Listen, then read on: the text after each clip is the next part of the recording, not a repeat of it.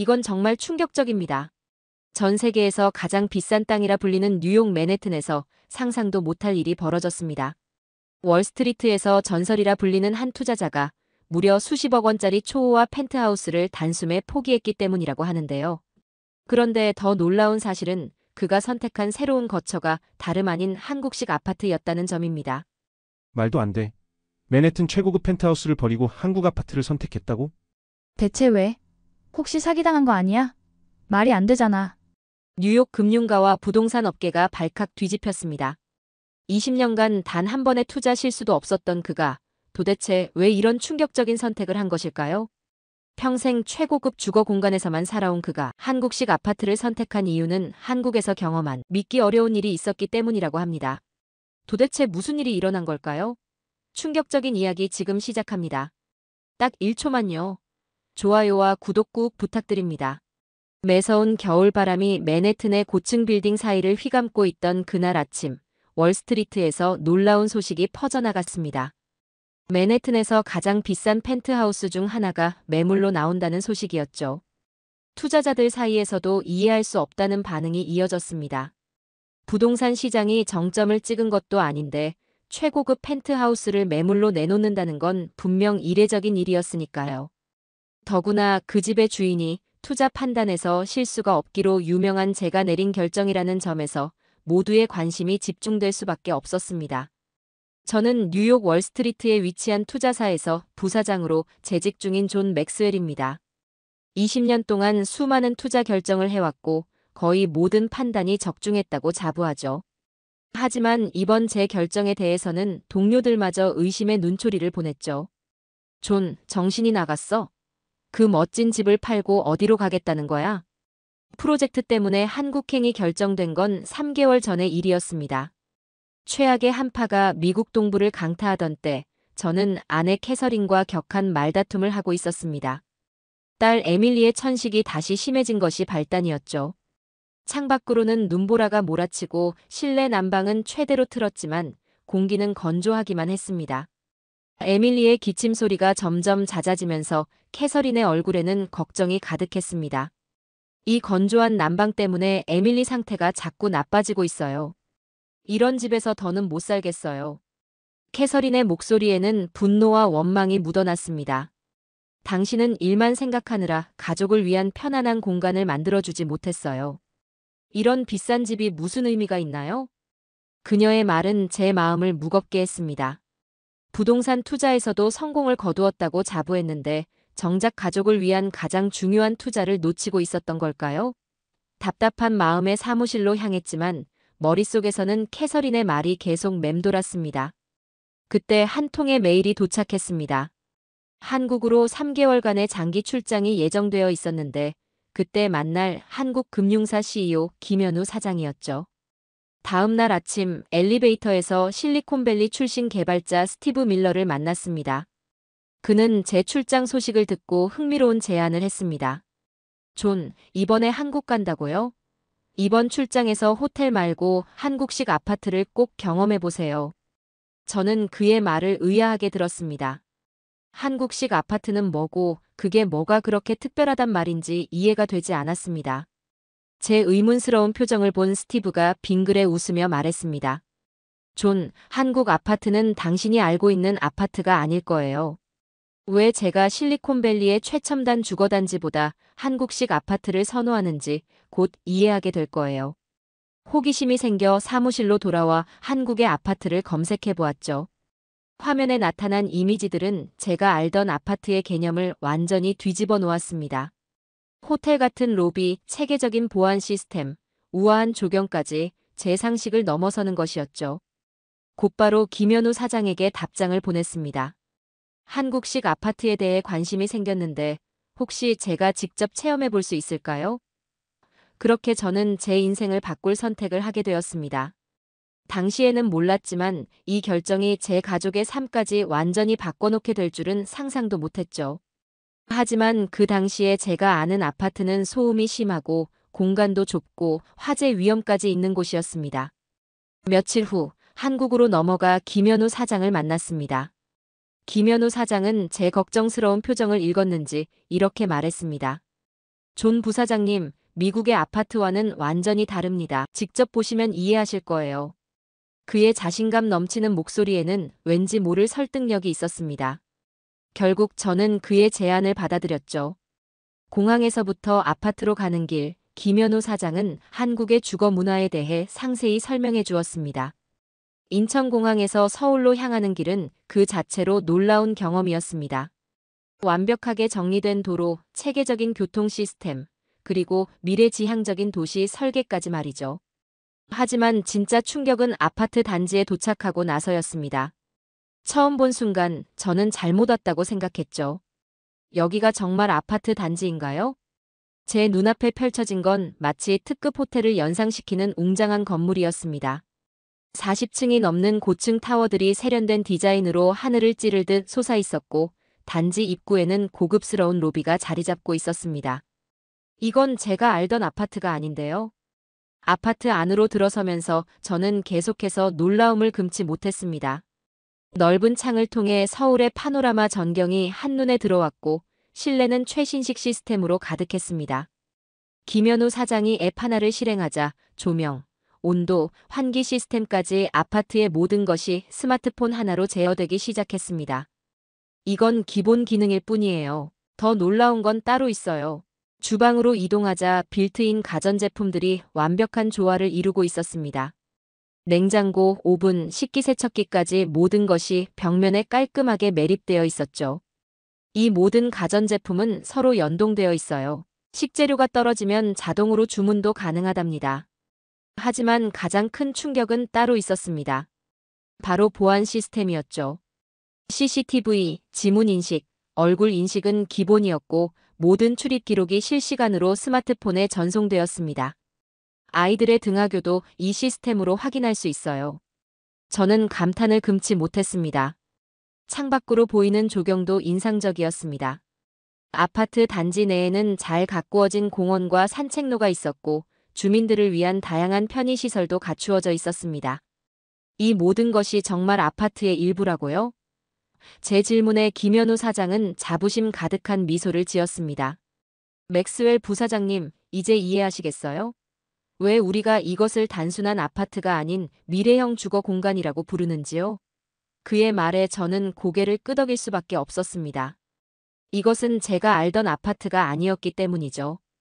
영하 15도의 한파가 몰아치던 그날 밤, 서울의 하늘에서는 한방눈이 쏟아지고 있었습니다.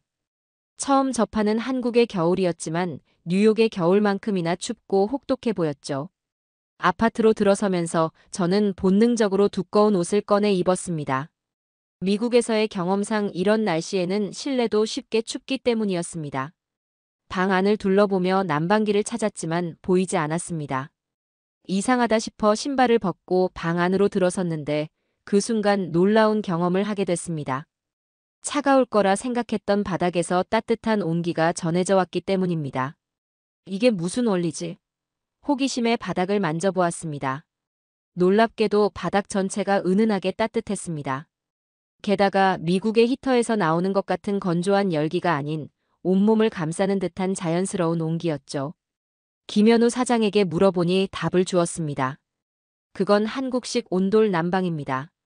수천 년의 역사를 가진 한국의 전통 난방 방식이죠. 저는 그날 밤 처음으로 진정한 휴식을 경험했습니다. 따뜻한 바닥에 누워있으니 온몸의 피로가 풀리는 듯 했습니다. 특히 놀라웠던 건 공기가 전혀 건조하지 않다는 점이었습니다. 뉴욕 집에서는 항상 가습기를 틀어야 했는데 여기서는 그럴 필요가 없었죠. 즉시 화상통화로 아내 캐서린과 딸 에밀리에게 이 놀라운 경험을 전했습니다. 여보, 이건 정말 믿을 수 없을 만큼 대단해요. 바닥 전체가 따뜻하다고 게다가 전혀 건조하지 않아요. 이야기를 듣고 캐서린의 눈빛이 달라졌습니다. 정말요? 에밀리의 천식에도 좋을 것 같은데요. 날이 갈수록 온돌의 매력은 더욱 커져갔습니다. 아침에 일어날 때도 밤늦게 일하고 돌아올 때도 이 따뜻한 바닥은 저를 포근하게 맞아주었습니다. 특히 눈이 내리는 날이면 그 가치는 더욱 빛났죠. 창밖으로 눈보라가 휘몰아치는 것을 보며 따뜻한 바닥에 앉아있으면 이보다 더 완벽한 휴식이 있을까 생각했습니다. 일주일 후 에밀리와 캐서린이 저를 만나기 위해 한국을 방문했습니다. 에밀리는 방에 들어서자마자 환호성을 질렀죠. 아빠, 이거 정말 따뜻해요. 마치 이불 속에 있는 것 같아요. 그날 밤 우리 가족은 오랜만에 바닥에 둘러앉아 이야기를 나눴습니다. 텔레비전도 켜지 않은 채 그저 따뜻한 바닥에 앉아 대화를 나누었죠. 특히 놀라웠던 건 에밀리의 변화였습니다. 평소 천식 때문에 자주 기침을 하던 에밀리가 이곳에서는 단 한 번도 기침을 하지 않았거든요. 아빠, 여기서는 목이 아프지 않아요. 숨쉬기도 편해요. 에밀리의 말에 캐서린과 저는 서로를 바라보았습니다. 그동안 우리가 얼마나 잘못된 환경에서 살고 있었는지 깨달은 거죠. 한 달이 지날 즈음, 저는 출장으로 인해 일본을 가게 되었습니다. 한국식 온돌 문화에 매료된 저는 일본의 한 아파트도 방문할 기회가 있었습니다. 전통적인 다다미 방이 있는 곳이었죠. 하지만 겨울밤, 다다미 방은 차갑기만 했습니다.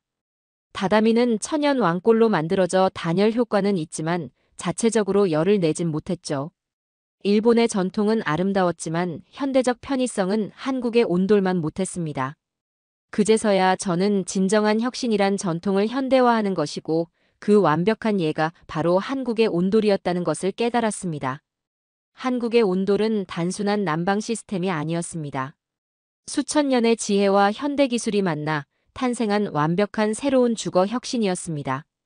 다시 한국으로 돌아와 한국 아파트의 스마트홈 시스템을 살펴보던 날, 저는 또 한 번 충격에 빠졌습니다. 그날은 제가 한국 아파트 시스템에 적응할 수 있도록 주거 컨설턴트인 이지윤 씨가 집을 방문했죠. 이 앱 하나로 집안의 모든 것을 제어할 수 있습니다. 그녀가 스마트폰 화면을 보여주었을 때 저는 그저 평범한 시스템일 거라 생각했죠. 하지만 이내 제 생각이 얼마나 잘못되었는지 깨닫게 되었습니다. 매일 아침 7시 커튼이 자동으로 열리면서 은은한 음악이 흘러나와요.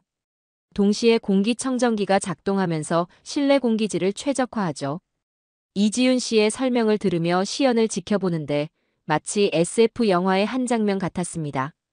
조명이 자연스럽게 밝아지고 온도가 적정 수준으로 조절되며 블라인드가 햇살의 각도에 맞춰 자동으로 움직였습니다.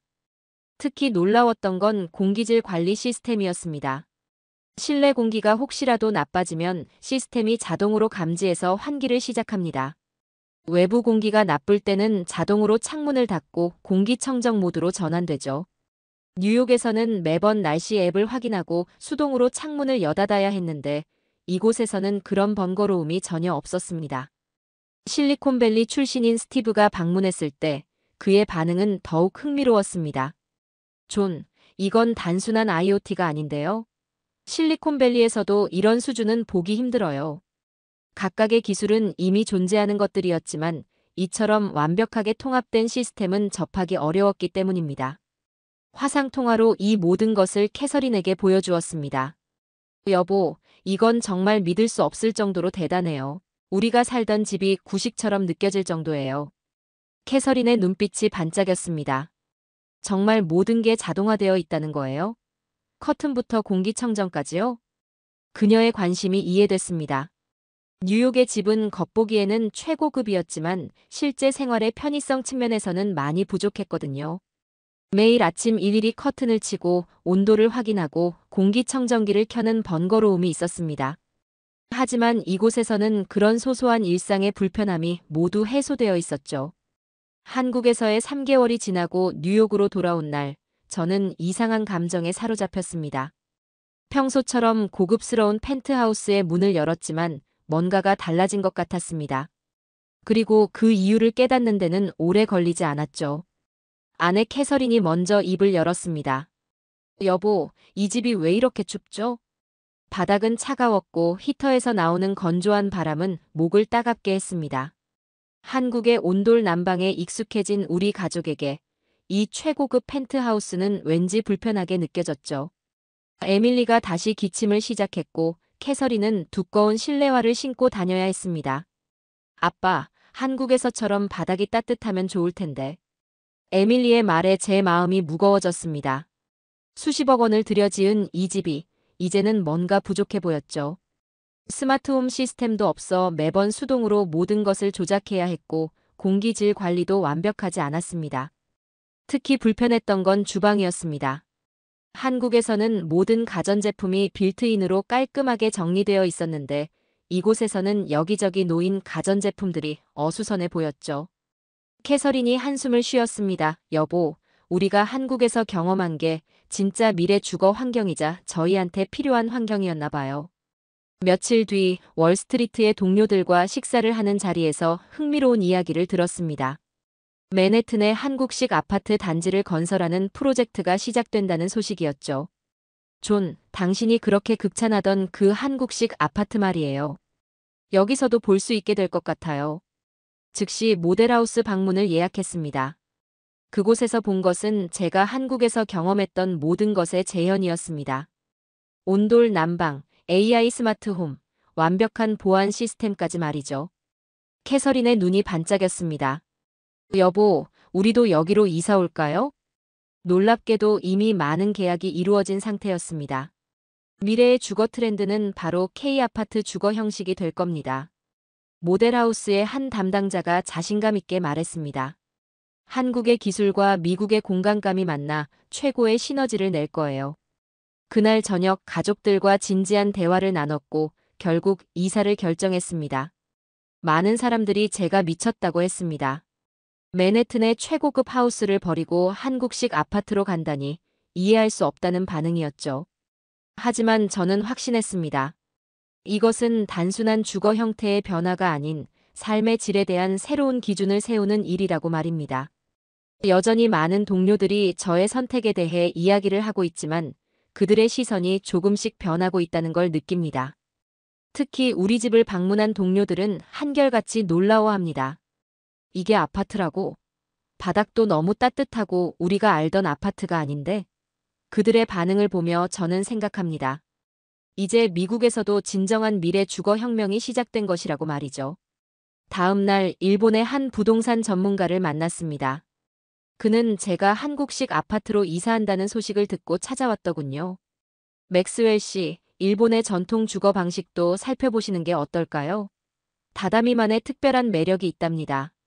그의 제안에 호기심이 생겼습니다. 이전 도쿄 출장에서 다다미를 경험했었지만 다시 한번 비교하기 위해 일본의 전통 가옥을 방문해 보기로 했죠. 차분하고 고즈넉한 분위기의 다다미 방은 분명 매력적이었습니다. 하지만 겨울밤, 그곳에서 보낸 하룻밤은 제 선택이 옳았다는 확신을 주었습니다. 다다미는 아름다웠지만 차가웠습니다. 방 안에는 이동식 히터가 놓여 있었는데 한쪽은 덥고 한쪽은 추웠죠. 전통의 아름다움은 인정하지만 현대인의 삶의 시각으로는 불편함이 많았습니다. 더 흥미로웠던 건 일본의 젊은 건축가들의 인터뷰를 담은 기사를 봤을 때였습니다. 사실 우리도 한국의 온돌 시스템을 연구하고 있어요. 전통을 고집하다 보니 현대화에서 뒤처진 것 같아서요. 그들의 말에서 한국의 주거 문화가 이미 글로벌 스탠다드가 되어가고 있음을 실감했습니다. 일본과 한국, 두 나라 모두 오랜 전통을 가지고 있는 것은 분명했습니다. 하지만 한국은 전통의 장점을 살리면서도 현대적 혁신을 이뤄냈고 일본은 전통을 고수하다 불편함을 감수하게 된 것이죠. 우리가 사는 시대에는 전통과 현대의 완벽한 조화가 필요하다는 사실을 다시 깨달았습니다.